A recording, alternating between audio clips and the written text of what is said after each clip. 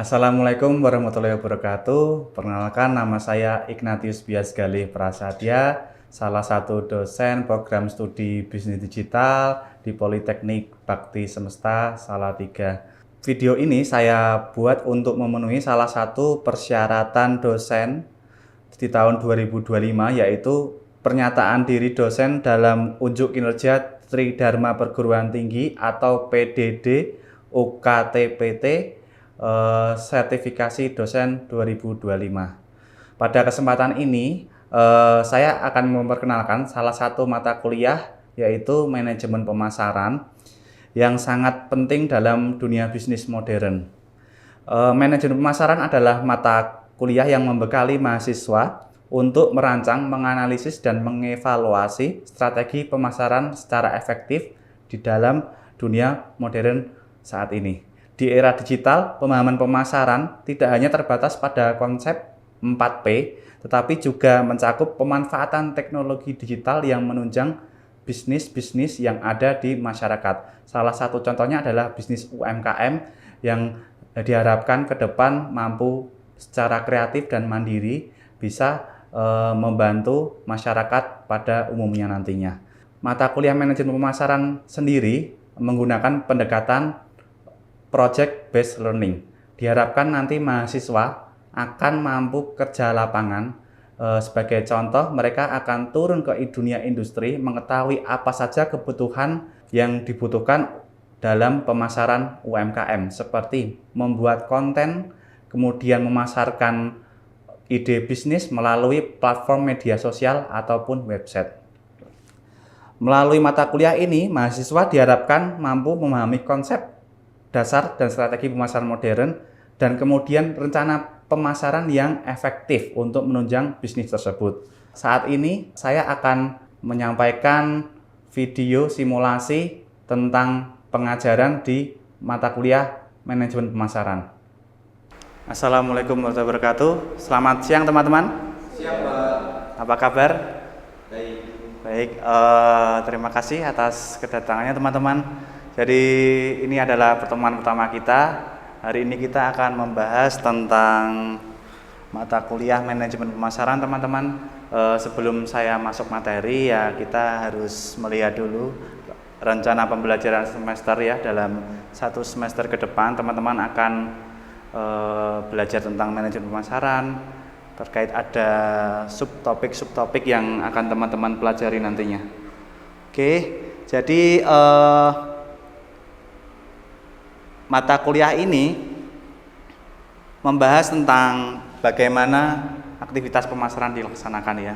Jadi pokok bahasan yang disajikan pada mata kuliah ini meliputi konsep-konsep pemasaran dari apa itu 4P ya.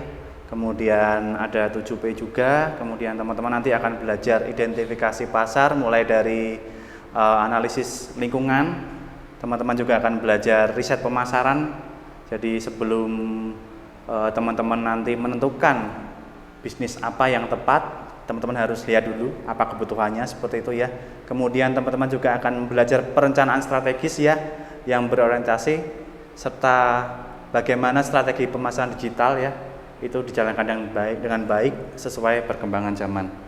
Untuk materi-materi pokok teman-teman bisa baca di sini juga. Nanti ada, kita mulai dari awal belajar tentang konsep manajemen pemasaran, kemudian kita akan identifikasi segmentasi, target pasar, analisis SWOT seperti itu, kemudian bagaimana pasar itu tercipta, perilaku konsumen, nanti ada juga sistem informasi pemasaran, kemudian bauran pemasaran ya yang penting, kemudian pemasaran digital ya, strategi ini lebih ke strateginya. Nanti teman-teman akan belajar bagaimana itu konten strategi dijalankan dengan baik. Kemudian ada marketing viral ya. Setelah itu ada pendekatannya juga. Jadi tidak hanya kita bikin promosi-promosi ya. Jadi memang semuanya itu sesuai kebutuhan ya. Jadi tergantung dari kebutuhan dari masing-masing ide bisnis itu apa. Kita nanti masuk ke periklanan juga. Jadi ada bisnis yang bisa dijalankan dengan baik dengan iklan, ada yang door to door ya, yang kita harus mengunjungi satu persatu seperti itu ya teman-teman. Kemudian di bawahnya ada strategi komunikasi pemasaran ya. Jadi nanti ketika teman-teman menentukan channel yang tepat untuk suatu bisnis, jadi memakai sosial media marketing, pakai Instagram seperti itu. Jadi teman-teman akan belajar AIDA-nya dulu ya. Jadi bagaimana ide itu ada, kemudian bisnis itu ada, membuat orang itu sadar, membuat orang tertarik seperti itu ya, dan akhirnya membelinya. Karena memang bisnis yang baik itu ya lama-lama ya orang tertarik dan membeli seperti itu teman-teman. Oke, itu dulu teman-teman dari rancangan RPS. Apa ada yang mau ditanyakan terlebih dahulu? Ini adalah materi yang akan kita berikan selama 1 semester. Jelas teman-teman? Jelas ya. Oke, kalau sudah jelas kita bisa lanjut ke topik pertama ya teman-teman ya. Jadi saya akan membawakan materi tentang konsep manajemen pemasaran.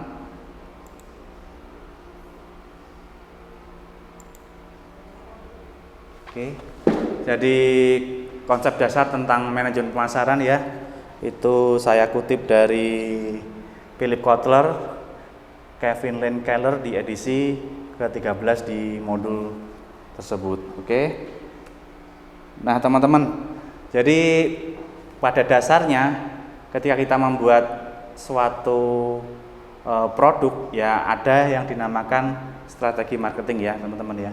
Jadi kita nanti juga akan banyak belajar rencana pemasaran yang baik itu seperti apa gitu ya. Nanti kita akan banyak belajar seperti itu. Jadi teman-teman perlu pahami dari awal bagaimana ide itu tercipta, bagaimana kita berkunjung ke tempat-tempat yang ada potensi pasar, identifikasi perilaku konsumen dan lain-lain seperti itu ya. Nah, kita akan belajar dari awal ini teman-teman ya. Kemudian teman-teman kalau lihat pola di sini ya teman-teman di gambar ini, jadi memang terlihat dari awal supplier kemudian sampai ke publik ya. Bagaimana produk itu ada, terdistribusi dengan baik, kemudian tercipta hubungan-hubungan di sini ya. Jadi teman-teman kalau kita lihat di sini itu ada 4 hal yang pentingnya dari place, promotion, price dan produk ya. Jadi itu yang menunjang pemasaran itu sendirinya dan akhirnya ke target konsumer ya. Jadi hal-hal yang penting yang akan kita pelajari di sini ya, tentunya dalam sebuah bisnis ya ada tempatnya, ada harganya sendiri, kemudian ada produknya, kemudian promosinya. Itu adalah tadi yang saya sampaikan di RPS, itu adalah 4P ya, atau marketing mix itu. Dan ketika kita lihat di sini, kita ada yang di atas ada demografik ya. Jadi ada faktor-faktor yang mempengaruhi terjadinya pasar itu. Kemudian ada politik juga, social cultural environment, kemudian teknologi atau natural environment. Itu adalah faktor-faktor eksternal yang mempengaruhi pasar itu terjadi. Oke, ada yang mau ditanyakan dulu terkait penjelasan ini teman-teman? Jadi ini adalah siklus ya, siklus dari awal sampai akhir, di mana produk itu ada, terdistribusi dengan baik, kemudian sampai ke pembeli ya. Jadi anunya di sini teman-teman. Jadi siklusnya seperti ini. Nah, teman-teman juga nanti akan belajar ya bagaimana yang pertama adalah marketing, apa itu tadi yang di sini adalah marketing planning ya teman-teman ya. Jadi bagaimana merencanakan pasar itu dengan baik, kemudian setelah itu dianalisis dulu ya tentunya ya. Jadi tidak bisa kita langsung membuat strategi pasar yang tepat, tidak bisa. Terkadang kita harus analisis dulu ya. Jadi misalkan kita mau beli baju ya, kita mau beli baju itu terkadang ya kita harus analisis dulu, kita harus lihat-lihat di medsos dulu. Nah, teman-teman ada yang punya Shopee, Tokopedia, harus dilihat dulu katalognya, kemudian kita tentukan. Itu kan proses analisa ya. Begitu juga dengan pasar ya, mereka harus tahu sih siapa sih nanti target saya, anak-anak muda ya, cewek, umur berapa. Nah itu tentunya mereka punya pasar sendiri. Ada yang suka main TikTok ya, ada yang suka main Instagram. Berarti nanti setiap produk itu nanti ada ininya sendiri-sendiri teman-teman ya. Tidak bisa kita punya produk baju kita jual di mana misalnya di Facebook, itu susah juga itu ya. Ya kalau baju biasanya di mana? Kalau targetnya anak muda, Albi? Di Shopee. Shopee ya. Ya pasti dia akan strategi promosinya lewat Shopee. Kemudian kalau di Shopee berarti dia harus buat apa? Tokonya, toko bajunya harus bikin apa itu di Shopee? Bikin apa Mas Alfi? Biar orang tuh tertarik gitu ya, melihat toko baju Albi gitu. Dia langsung mengunjungi tuh, mau mengunjungi Shopee itu. Berarti untuk menciptakan daya tarik itu harus seperti apa strateginya? Kita harus buat foto produk yang menarik mungkin, Pak. Betul, foto produk yang menarik ya, yang bisa dilihat katalog. Jadi ketika orang-orang tuh berkunjung di Shopee kan mereka membandingkan ya, wah ternyata toko Albi dan toko Yamima beda ini. Yang toko Albi katalognya mungkin fitnya rapi ya, jadi foto produknya kelihatan orang tuh, wih langsung pengen beli ya. Mungkin ada juga modelnya ya, modelnya cantik. Nah seperti itu adalah membuat ketertarikan konsumen untuk membeli barang tersebut. Oke, terima kasih teman-teman sudah ada konsep dasar ya, mulai bahan. Kemudian ya berikutnya kita lihat di sini ada model pemasaran yang diperluas ya teman-teman ya. Jadi memahami kebutuhan pasar ya. Kalau kita lihat di sini yang pojok atas itu ya, kita harus tahu sebenarnya pasar itu butuh apa sih. Mereka butuh baju baru enggak sih gitu ya. Kalau Lebaran butuh ya Alwi ya, atau Putri. Kalau Natal juga pasti butuh ya. Nah ada usaha-usaha itu yang musiman juga. Jadi kita harus lihat kebutuhannya. Kalau di mungkin mid season, kalau misalkan di bulan-bulan yang biasa mereka kan nggak terlalu pengen beli baju ya, mungkin kan lebih suka jajan. Nah itu seperti itu. Jadi kita harus paham itu teman-teman. Ini adalah siklus lagi ya, dari awal sampai akhir ya. Jadi memang kalau teman-teman lihat di sini ya, kita di sini harus menggunakan teknologi pemasaran ya. Bisnis digital memang fokusnya di situ. Jadi kita bikin bisnis yang memanfaatkan teknologi ya, yang membuat orang-orang itu mudah untuk mengakses barang tersebut ya. Sekarang sistemnya kan online semua ya. Jadi orang cuma di rumah tidur, pesan baju tiba-tiba sampai rumah itu. Itu adalah teknologi ya teman-teman, dan yang memang harus kita alami sekarang. Makanya berbondong-bondong semua itu masuk ke online shop itu ya. Itu. Oke, teman-teman sudah mulai paham. Nah ini adalah salah satu pendekatan yang baik ya dalam strategi marketing. Jadi kita akan fokus di hard sell ya teman-teman ya. Ada yang tahu mengapa sih kalau bikin strategi pemasaran harus ke hard sell? Arya tahu mungkin kenapa kok harus menarik hati dulu? Kita bikin strategi bisnis harus menarik hati, kenapa?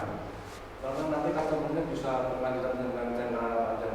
Iya. Dibandingkan dengan teknik yang lain, mungkin kalau seperti kita treat customer-nya lebih baik, mungkin nanti bisa repeat order juga gitu. Oke.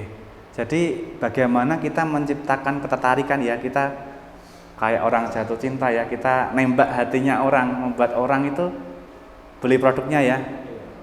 Teman-teman suka produk kopi apa di sini? Milih Starbucks, Janji Jiwa, atau Kopi Kenangan? Coba.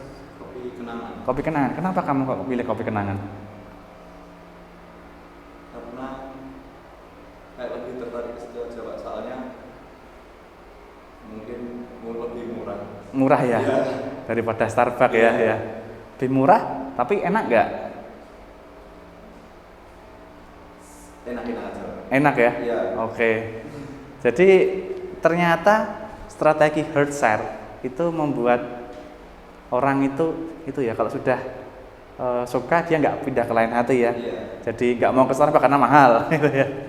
Lebih ke kayak takut, kalau saya takut nyobain ke hal baru sih Pak. Oh, ya. Misal udah nyaman di situ ya. Zona nyaman ya. Iya. Jadi zona nyaman ya sudah Seperti itu ya. Jadi strategi marketing itu sekarang seperti itu teman-teman ya. Jadi menciptakan hard sell value ya. Kalau kita berbicara kopi kenangan, dia juga punya ini ya, punya cerita ya. Jadi ada narasi-narasi ketika berkunjung. Terus saya juga pernah punya pengalaman kalau ke kopi kenangan tanya passwordnya apa? Aku sayang kamu gitu ya. Jadi itu kan adalah nilai-nilai menciptakan hard sell. Jadi pelanggan tuh seperti merasa, wih istimewa gitu ya Alfi ya. Padahal yang bilang cowok ya, baristanya cowok, aku sayang kamu, wah kita kaget. Seperti itu teman-teman ya. Jadi pendekatan-pendekatan marketing sekarang itu dengan hard sell, gitu ya. Teman-teman sudah mulai tambah paham ya. Ada yang ditanyakan tentang ini? Belum ya. Oke, kita lanjut materi berikutnya. Nah teman-teman bisa lihat di sini ya. Kita desain bisnis portofolio, kita membuat rencana pemasaran tuh kita harus menganalisis apa kelemahan dan kelebihan, kemudian ada peluang dan ancaman dari produk kita. Nah itu harus diidentifikasi dengan analisis SWOT. Nah bagaimana caranya Pak? Nah itu nanti kita akan ada matriks sendiri ya. Jadi memang tujuannya seperti itu ya. Kalau kita nggak tahu kelemahan pesaing kita nggak tahu kelebihan pesaing kita, ya kita kalau bikin rencana ya sama saja ya, harus membedakan dengan yang lain. Nah itu adalah fungsi analisis SWOT teman-teman. Kemudian ini ya tadi yang sampaikan SWOT, strength ya, kelebihan produk kita mempunyai fitur yang lebih dari yang lain. Kemudian kalau kelemahan, terkadang produk kita kurang efisien ya. Kemudian kalau peluang, konsumen bisa melihat produk kita sebagai kebutuhan mereka ya. Seperti itu. Kemudian kalau trade ada kompetitornya. Nah seperti itu teman-teman, itu gambaran dari analisis SWOT. Tentunya tiap bisnis sendiri-sendiri itu untuk identifikasi analisis SWOT-nya. Jadi memang harus selalu dilakukan ya kalau teman-teman nanti punya bisnis ya. Nanti proyek kita akan banyak membantu UMKM untuk mengembangkan bisnisnya ya. Teman-teman nanti bisa melakukan itu juga. Oke, ini juga ya gambaran strateginya ya. Jadi strategi SWOT ada SO, WO, ST dan SO ya. Jadi gabungan tadi antara apa itu kelebihan, kelemahan, apa yang bisa dimanfaatkan menjadi peluang atau kita hindari ancamannya. Nah itu nanti teman-teman akan praktek ya. Kalau kayak gini nggak dipraktekkan nanti kurang ini juga. Nanti teman-teman akan studi kasus, teman-teman akan turun ke lapangan mencari satu unit UMKM untuk teman-teman analisis teman-teman. Oke. Kemudian ada 3 tahapan juga identifikasi pasar itu. Yang pertama ada market segment, kemudian targeting dan market positioning ya. Hampir sama kalau dilihat, tapi kalau kita lihat lebih rinci beda ya teman-teman. Kalau segmentation itu lebih membagi pasar menjadi kelompok-kelompoknya. Jadi ada kelompok besar di situ. Kemudian perilaku pembelian ya. Kalau kita bahas perilaku tadi kopi kenangan nyari yang murah. Nah, berarti dia masuk yang deretan harga yang murah. Itu adalah perilaku konsumen yang kita bisa masukkan di segmentation. Kemudian kalau market, proses evaluasi daya tarik tiap segmen dan memilih satu atau beberapa segmen untuk dilayani. Jadi segmentation dulu, kemudian fokus ke targeting. Jadi sudah ada. Oh, nih sudah tahu nih. Albi ini umur berapa nih? Ya. Albi umur berapa? 20? 20. Nah, kira-kira orang yang umurnya 20 tuh dia lebih suka ke apa? Media sosial apa? Instagram. Nah, itu mulai fokus ke situ teman-teman nantinya. Kemudian berikutnya ini kembali lagi ke pola ya dari awal. Apa sih yang sebenarnya orang-orang tuh ingin kopi harga murah ya tadi ya. Ya berarti kopi kenangan. Tapi apakah ada pesaing kopi kenangan menurut Albi? Ada ya mungkin ya. Nah itu harus diidentifikasi ya. Jadi kopi murah tapi enak ya. Nah ternyata apa yang kita tahu tuh di lapangan ternyata masih banyak. Nah teman-teman perlu benar-benar menganalisis ini dengan baik. Kemudian mulai segmenting, targeting. Kalau kita sudah tahu benar-benar cakupannya, itu enak itu. Nanti kita bikin strategi pemasarannya. Kita bikin konten-konten di Instagram jadi lebih tepat ya. Seperti itu.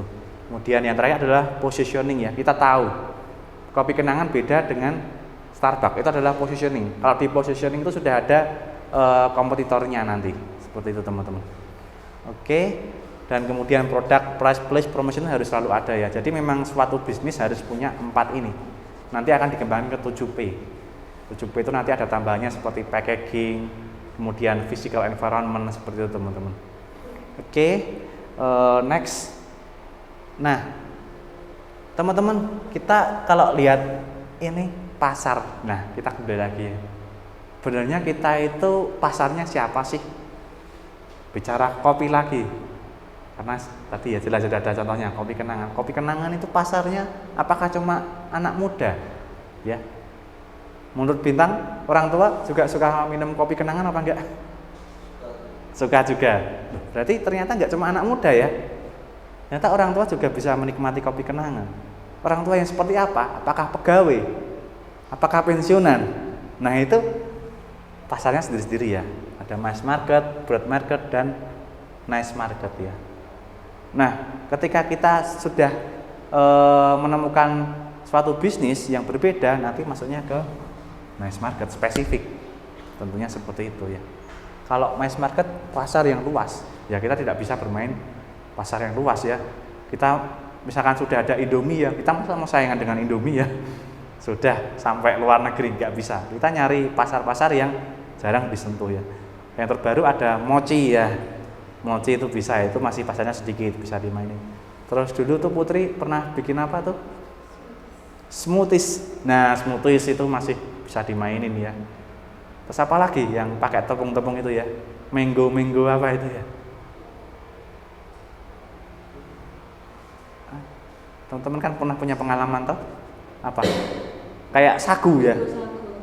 Mango sagu. Seperti itu teman-teman ya. Jadi itu adalah pasar dari nice market ya di sini ya. Oke, ada yang ditanyakan teman-teman? Belum. Jadi setelah ini kita ada tugas ya teman-teman ya. Jadi teman-teman harus banyak praktek ya, karena kita project based learning ya. Ya kita harus banyak berinteraksi dengan pasar ya teman-teman ya. Jadi, nah teman-teman silakan nanti teman-teman diskusi ya. Nanti dibagi dengan kelompok saja ya.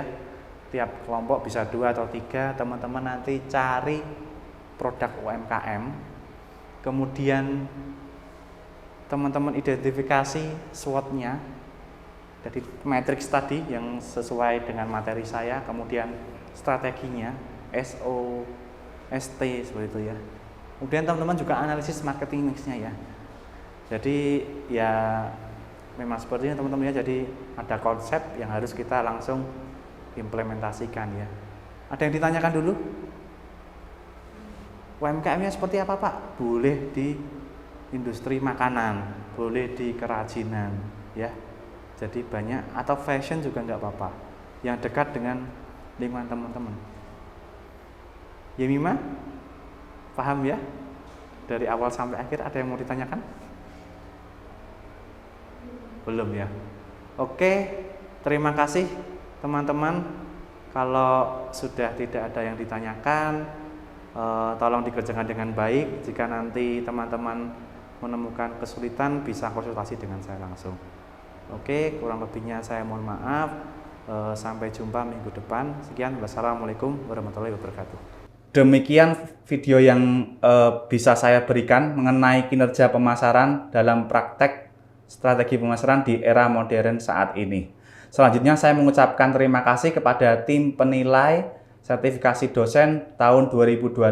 Tak lupa saya juga mengucapkan terima kasih kepada pihak-pihak di Politeknik Bakti Semesta, dari mahasiswa, dosen, staf yang membantu saya untuk melaksanakan Tridharma Perguruan Tinggi ini dengan baik. Kurang lebihnya saya mohon maaf. Terima kasih. Wassalamualaikum warahmatullahi wabarakatuh.